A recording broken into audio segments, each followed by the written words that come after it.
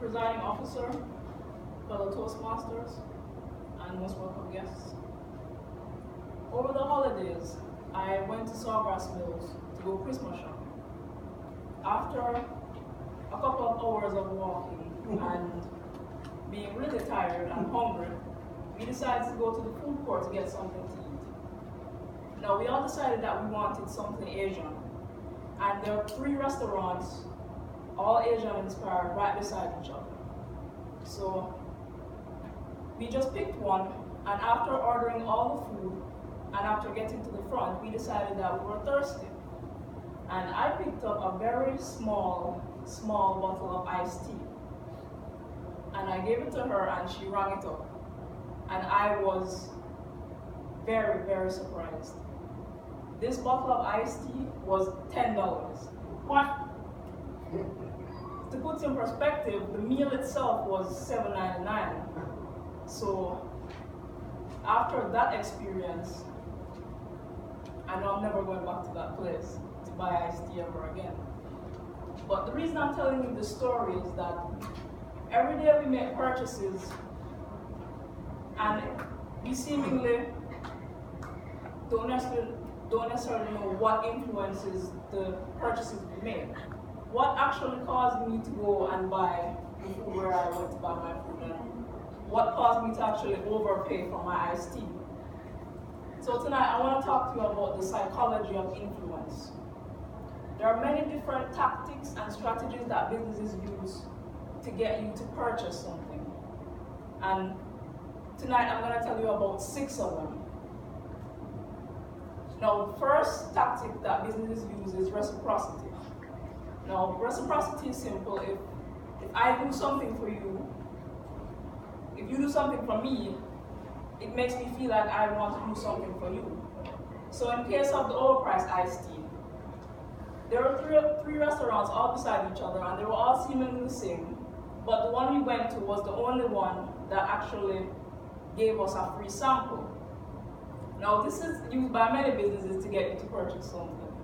You know, they give you the free sample and you're like, okay, it's good, so I'll buy it. This is definitely one of the best tricks in the book. So I'd say, especially if you're going to purchase something, especially if you're gonna take something for free, like let's say a free trial, or like the food I just mentioned, you should really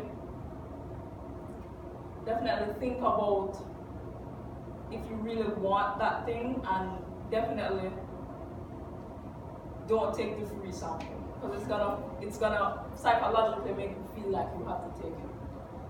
Now, the second strategy is scarcity. We've all been to the mall, and there's this store that's permanently going out of business, and everything is for sale. Now, this is definitely the second strategy that is the most potent strategy. For instance, in terms of scarcity, car dealers will actually schedule people to come and look at a car at the exact same time, because once you see that other person and you know that they want to purchase that car, it makes you feel like you have to purchase that car. That's the role of scarcity. And it's a very, very useful strategy to get someone to buy something. Now, the third tactic of influence is appeals to authority.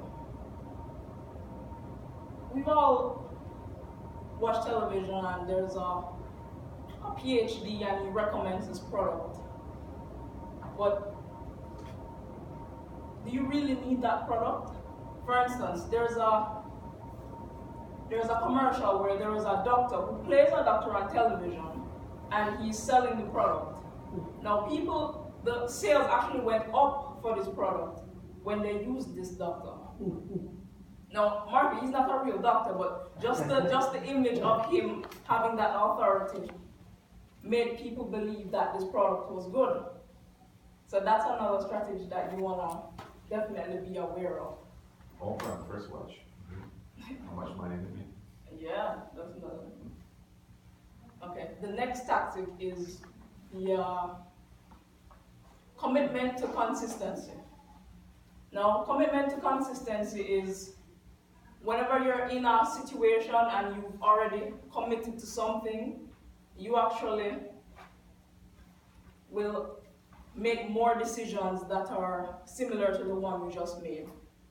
Another example of this was the iced tea that I purchased. Now, I had already gotten the food from the restaurant, and I was already at the front, and I was already purchasing something. So, the fact that I was already in this mode of trying to buy something made me more inclined to actually purchase the iced tea.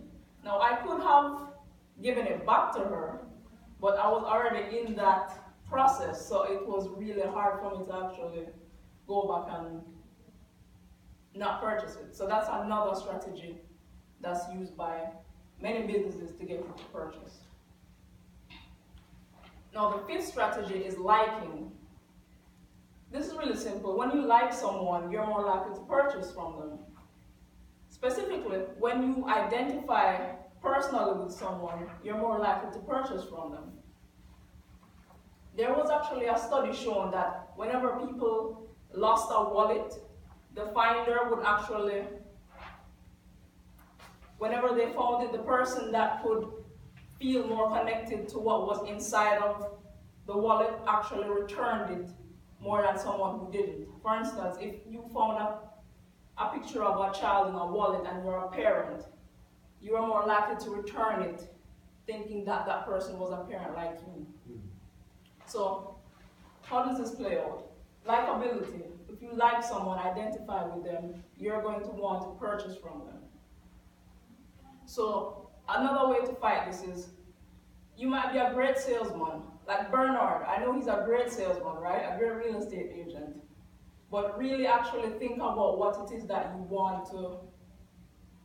want and actually have a plan before, or you might actually end up buying more than you need. So I've spoken to you about reciprocity, I've spoken to you about commitment to consistency, about scarcity, about likability, about